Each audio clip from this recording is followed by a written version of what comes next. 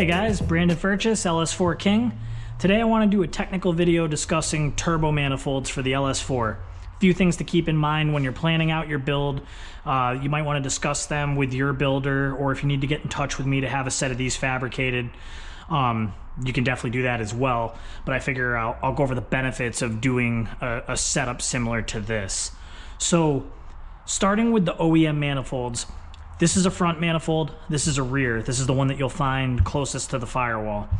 The front manifold has a 2-inch outlet. It's got like a 3-bolt flange with a donut that the crossover pipe attaches to. That crossover comes up over your transmission, attaches to the rear manifold. Again, this is a 2-inch inlet. And then all the exhaust gas from the front and back of the motor comes out this single outlet that's about 2 5/8. So from a naturally aspirated standpoint, you could see where this system would be a restriction, which is probably one of the reasons that these cars pick up a significant amount from headers. Now, there's only one commercially available turbo kit for the LS4 community. The kit works great. Guys have put down some really good numbers, some good track times with it. The issue I've run into recently is that with the 4T80 swap gaining popularity, the crossover that's supplied with their kit no longer fits and it needs to be retooled because that area of the bell housing is just so large. It's significantly bigger than the 4T65 that the turbo kit was built around. So if you have that turbo kit on your car and you need to redo the crossover anyways, I strongly suggest you address the rear manifold. The way that kit works is the factory crossover comes off. They have a bolt-on solution that relocates, locates a turbo off the crossover, and the rear outlet gets capped with a wastegate perch. The issue with that system is that this manifold was never designed to support a turbo, and when you cap it, you have all 4 runners that are smashing into a wall, and then that airflow has to change direction and make it up through the crossover. Anytime the wastegate's closed. Obviously, that's counterproductive to performance. You would like the airflow to be as dynamic as possible and head in one direction. Air doesn't like to make drastic changes in direction. It likes to go in a smooth path.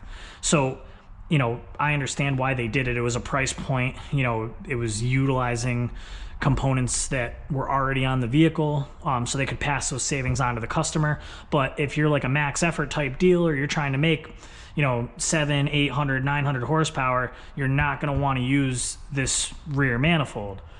What I found works the best with the LS4 cars is switching to a passenger side GM truck manifold and cutting off the 3-bolt flange and just retooling it to fit the transmission you're using or to match the crossover that you need.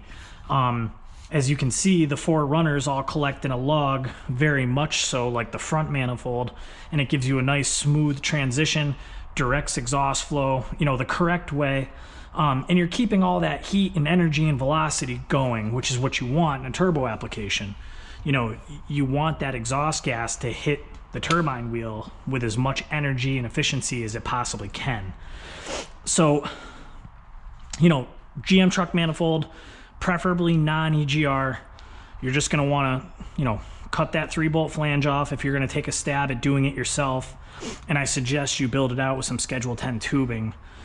So, on a side note, if you have one of these manifolds that's an EGR manifold, early, I want to say like 99 to 03, you can buy a 2-bolt cap. You could weld the hole shut, if you're on an extreme budget and those are your only options. But obviously, starting with a non-EGR manifold is going to give you just a cleaner appearance, much nicer look.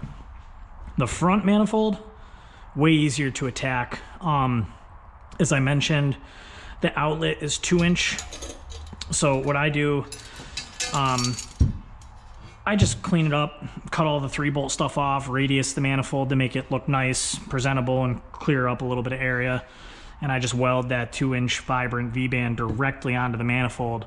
So the front manifold's a breeze. Again, similar design to that truck manifold where it's a log. All the runners are going in a nice, equal, similar direction. So there's nothing wrong with the front manifold. You can definitely recycle that. I just like the use of V-bands for fabricating my turbo kits.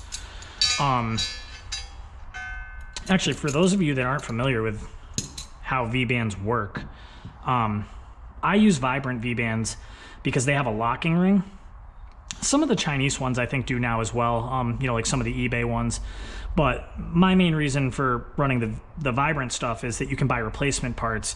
So, you know, let's say I got a set of manifolds that are done and, you know, I need to buy one flange to repair a crossover, or maybe I'm switching turbos and I'm stepping up in size.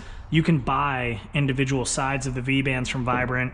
You can buy just the clamp, you know, whereas I found the cheaper China solutions, you know, you're paying for a whole assembly.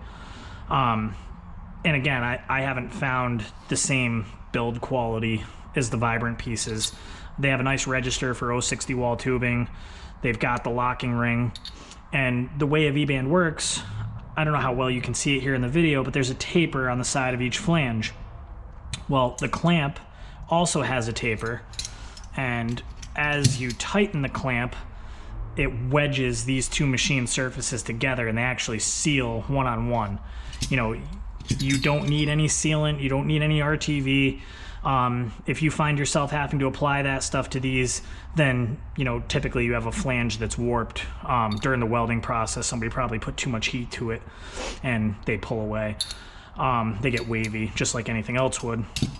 So, you know, that's just a quick little informational piece on how V-bands work for those of you who haven't played around with them before. The other reason, well, the last reason, the most important reason that I like the Vibrant stuff is the little thumb latch. Some of the Chinese V-band clamps, this piece is like physically attached to the clamp, so you can't get the T-bolt out of there. These are much easier to assemble when you're taking them on and off when you're trying to fit a hot side together, and you're building all those components. So enough about V-bands though. Getting back to the GM truck manifold, if you want to take a stab at modifying one of these yourself, I've seen guys do them a couple different ways. This way works best for me. I use Schedule 10 304 stainless tubing. It has a much thicker wall than traditional exhaust tubing.